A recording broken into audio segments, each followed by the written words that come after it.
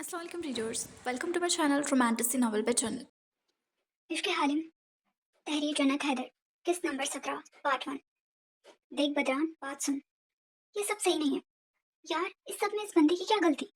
وہ بھی سب کی طرح اپنے لیے لڑکی پسند کرنے کے لیے گیا تھا، وہ تیری بندی نکلی تو اس میں اس بیچارے کا کیا قصور؟ اور اتنی سی بات پر تو اس بے قصور کو حراست میں لے چکا ہے، ناٹ فیئر یار۔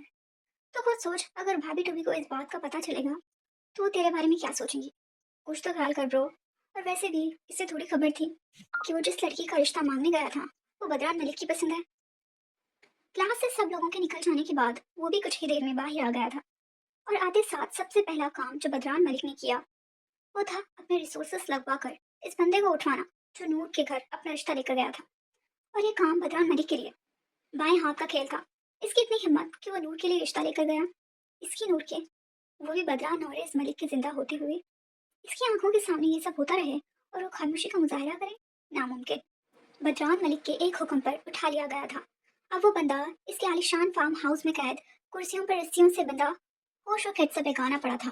اسے کسی سے کوئی لینا دینا نہیں تھا، لیکن اگر اس کی اور اس کی نور کے بیچ کوئی بھی آئے گا پھر تو بدران ملک کا قہر دیکھے گا۔ وہ لاکھ اچھا بننے کے سفر میں ہو، مگر اس معاملے میں تو وہ خود کی بھی نہیں سنتا تھا، وہ بس اس کی تھی، بدران نوریز ملک کی۔ اس بندے کو حراست میں لینے کے بعد اس کا دوسرا اہم کام تھا نور العین الوی کو تلاشنا، جو وہ اپنی بانس کی نظروں سے فی الوقت کر رہا تھا۔ اکمل جو فون کان سے لگائے کھڑا گرل فرینڈ کی کال سن رہا تھا، اپنے دوست کی متلاشی نظروں کو دیکھ بہانہ بنا کر فون کاٹتا اس تک پہنچا۔ پھر جب اسے اس کی ایک اور کارستانی کا علم ہوا تو وہ سر تھام کر رہ گیا۔ وہ ماضی میں ہر غلط کام کر چکا تھا لیکن کڈنیپر کبھی نہیں بنا۔ پھر اس کی بھابھی ٹوبی کی بدولت یہ بھی کسر پوری ہو چکی تھی۔ اس کے بعد سے اکمل کب سے بدران ملک کو روکنے کی کوشش کرتا، اس لڑکے کی حمایت کر رہا تھا، لیکن بدران ملک کے کان میں چوں تک نہیں رینگ رہی تھی۔ اس نے اسی کے کلاس فیلو کو گردن کے اشارے سے بلا کر نور کی موجودگی کا پتہ پوچھا، تو اس لڑکے نے یونی کے پچھلے حصے کی طرف پوائنٹ آؤٹ کیا۔ وہ یہ سنتے ہی اسی اور اپنی مضبوط قدم بڑھانے لگا۔ وہ تھا چکا تھا کہ وہ اسے بتا دے گا تو بتا دے گا، چاہے جو بھی ہو جائے۔ وہ اور خوف کے زیر اثر نہیں رہ سکتا تھا، اس سے اظہار محبت کرنے کا خوف، اظہار محبت نہ کرنے پر کسی اور کی ہو جانے کا خوف، کہیں اپنے غصے میں اسے ہرٹ نہ کر دے، اس کا ڈر، اس کی نظروں میں برا نہ بن جائے، اس کا ڈر۔ یہ ڈر خوف کا مجموعہ برے برے وسوسوں کو اس کے ذہن میں ڈال کر اسے پاگل کرتا۔ کتنے عرصے سے اس کا چین و سکون برباد کیے ہوئے تھا۔ سب سے زیادہ جس کا نقصان ہوا تھا وہ تھی اس کی نیند۔ اور یہ جو تو سب کے سامنے معافی مانگ کر خود کو مہان سمجھ رہا ہے نا، تیری انفارمیشن کے لیے تجھے بتاتا چلوں، سب کے ساتھ تو اسے بھی ڈرا چکا ہے۔ دیکھا نہیں تھا تیری معافی مانگنے پر کیسے رنگ اڑ گیا تھا اس کا؟ سن رہا ہے کیا بک رہا ہوں ادھر اس کے آگے پیچھے؟ نہ تجھے کوئی سنائی دیتا ہے نہ دکھائی دیتا ہے، پتا نہیں اس چشمش میں ایسا کیا دیکھ لیا جو اپنی ارد گرد موجود حسن پر نگاہ تک نہیں ڈالتا، وہ بھی اس اکمل کی بات مکمل ہونے سے پہلے ہی بدران ملک کے چلتے قدم آہستہ ہوتے رک گئے۔ اس نے مڑ کر سخت نقوش کے ساتھ اپنی شہادت کی انگلی تنبیہ انداز میں اکمل کے سامنے لہرائی۔ اکمل دونوں انگلیوں سے اپنے ہونٹوں کو زپ لگا گیا، لیکن اس کے پیچھے پیچھے چلا نہیں چھوڑا۔ بدران ملک کے مضبوط قدموں میں جلد بازی صاف جھلک رہی تھی۔ پولو شرٹ کی لمبی آستینوں کو کوہنی کے تھوڑا نیچے تک چڑھائے، بلیک سن گلاسز کو سامنے شرٹ کی بٹنوں والی سائڈ ٹک کیے، جلد سے سیٹ بالوں میں ہلکا سا دایاں ہاتھ پھیر کر بائیں ہاتھ پینٹ کی پاکٹ میں ڈالے، وہ اتنا ڈیشنگ لگ رہا تھا کہ وہاں موجود ہر لڑکی کا دل دھڑکا گیا۔ کون کہتا ہے کہ مرد خوبصورت نہیں ہوتے؟ کوئی بدران ملک کو دیکھ لیتا۔ عالم یہ تھا کہ اس کی ایک نظر و کرم پر وہاں لاشیں بچ جانی تھی، لاشیں، مگر وہ کسی کو دیکھے تو صحیح، وہ تو جیسے کسی پر ایک نگاہ ڈالنا بھی خود پر حرام کر چکا تھا۔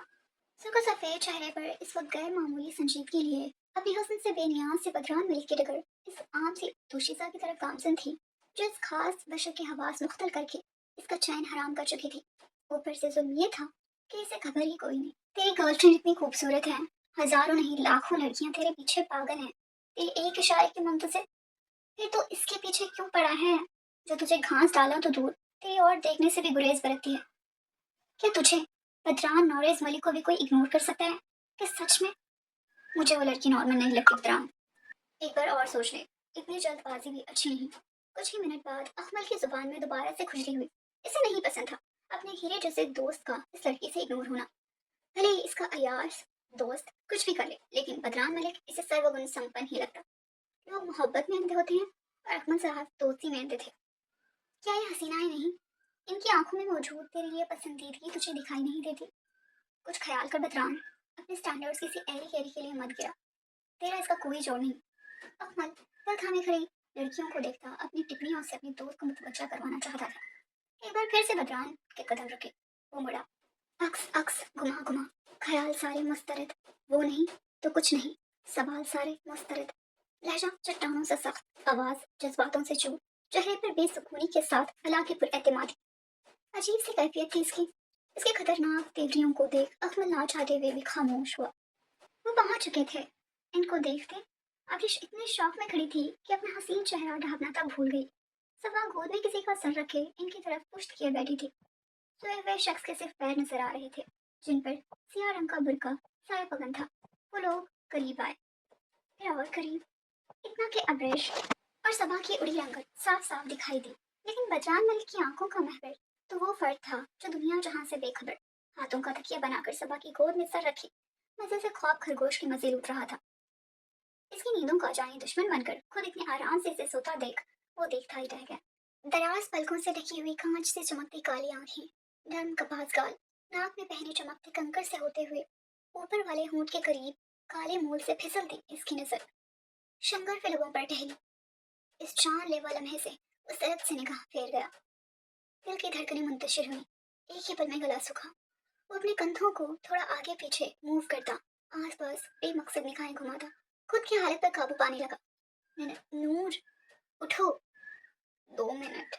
सबा की नरमी से गाल थपकने पर नूर 2 उंगलियां बताकर 2 मिनट का वक्त मांगती फिर से गहरी नींद में चली गई। सबा ने अब्रेश बदरान अकमल पर एक निगाह डाली, जो खामोशी से सबा और नूर को ही देख रहे थे। या अल्लाह, ये लड़की मर पाएगी आज। नूर, नूर, उठ रही हो कि नहीं? उठो।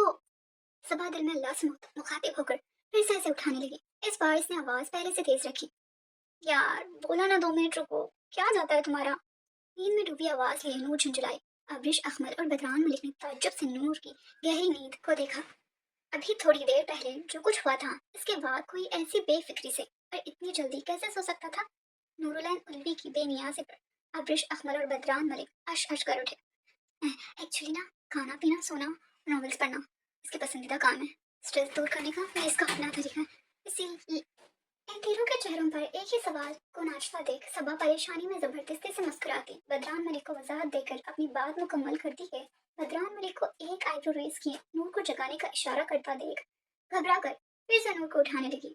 नूर, उठो। इस बार सबा नूर को कंधों से थामे उठाकर बिठा चुकी थी। नूर ने नींद से बंद होती अधखुली आंखों से सबा को घूरा, जो इसे बाजू देखने का इशारा कर रही थी। नूर ने खक्की से गर्दन फेर कर इसकी नजरों को ताक़िब किया। बदरान मलिक को अपना दिल पहलू में धड़कता हुआ महसूस हुआ। नूर की नींद में डूबी खुमारज़दा आंखें, आंखों के सफेद गोशों में बारीक बारीक सिर्क लकीरें, बोझल नयन कटोरों को खोलने के लिए बार बार इसकी घनी पलकों का उठना जखना। इस खियामत खेज मंजर से इस बार वो अपनी गहरी निगाहें ना हटा सका। बारीक वक्त में भी हर बाहर जाने के बजाय अक्सर वो इसे क्लास में बेंच पर सोता हुआ देख चुका था, मगर नींद से जागने के बाद ये मंजर पहली बार ही इसे देखना नसीब हुआ था। ये मस्त मस्त बेमिसाल आंखें, नशे से हरदम निढाल आंखें, उठी तो होशो हवा से छीने, गिरी तो कर दें कमाल आंखें। इस आखिर बदरान मलिक ने अपनी मर्दाना भारी आवाज में ये बोल पढ़े। अब्रिश और सबा ने हैरत से बदरान मलिक को देखा। अहमद की नजरें भी बदरान मलिक पर थीं, मगर इनमें हैरत नहीं थी। इसने तासुब से गर्दन हिलाई। इसका दोस्त इस लड़की की मोहब्बत में कब से शायर बन चुका था वो जानता था। इसे छोड़कर अहमद अब्रिश को देखता हाथ हिला गया। पहली बार वह इस खूबसूरत लड़की को देख रहा था, जो हर वक्त बड़ी सी चादर पर मास्क लगाए रहती थी। अब्रिश भी बलरान से नजर हटाकर इस नमूने को देखती चेहरा चादर से ढक गई। अहमद का मुद्रा। नूर अभी नींद में गैर हाजिर दिमाग लिए बैठी थी। कोई है इनके करम का तालब, किसी को शौक विसाल आंखें, ना यूं जलाएं ना यूं सताएं, करें तो कुछ ये ख्याल आंखें। बदरान मलिक का दिल और धड़कनें बेकाबू होकर मुट्ठियों में आने लगी। वो दिल को थामे मसीद पड़ने लगा। है जीने का एक बहाना यारों, ये रो बरूर जमाल आंखें, दराज पल की विसाल आंखें, मुसव्वरी का कमाल आंखें। बदरान मलिक की बेखुदी इनको हैरत के समंदर में डुबो रही थी। पहले ही वो आज क्लास में हुए वाकये से अभी तक बाहर नहीं निकले थे। अब फिर से इसके ये अंदाज। हविश और सबा एक दूसरे को देखती ना समझे से गर्दन हिला गए। शराब रब ने हराम कर दी मगर क्यों रखी हलाल आंखें, हजारों इनसे कत्ल हुए हैं खुदा के बंदे संभाले आंखें। गजल के इख्तिताम पर बदरान मलिक ने थोड़ा आगे नूर से कुछ फासले पर झुककर जज्ब के आलम में आखिरी बोल पड़े, तो नूरुल ऐन गुल हुई, सही मानों में होश गिर में मिलौटी।